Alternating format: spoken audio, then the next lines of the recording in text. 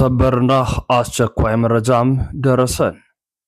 በሰሜን ሸዋ ሀገረ ስብከት በጻድቃኔ ደብረ ምጥማቅ ቅድስት ማርያም ገዳም ድንገት በተከሰተ ርዕደ መሬትና የመሬት መንሸራተት አደጋ የ14 ሰዎች ሕይወት ሲያልፍ በ5 ሰዎች ላይ ከፍተኛ ጉዳት መድረሱን ሀገረ ስብከቱ አሳወቀም።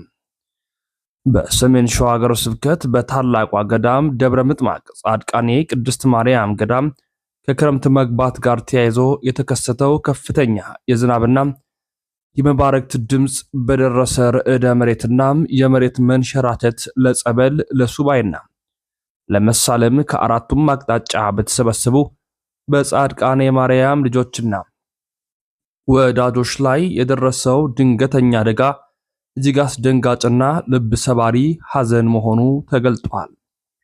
በዚህ ድንገተኛ አደጋም የ14 ወገኖች ሕይወት ሲያልፍ በ5 ወገኖቻችን ላይ ከፍተኛና በሁለት ወገኖች ላይ መለስተኛ ጉዳት መድረሱ ታውቋል።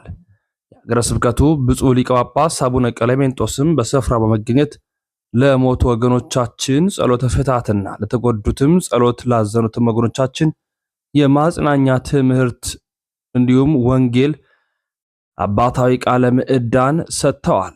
መረጃው የሰሜን ሸዋ ሀገረ ስብከት ሚዲያ ነው።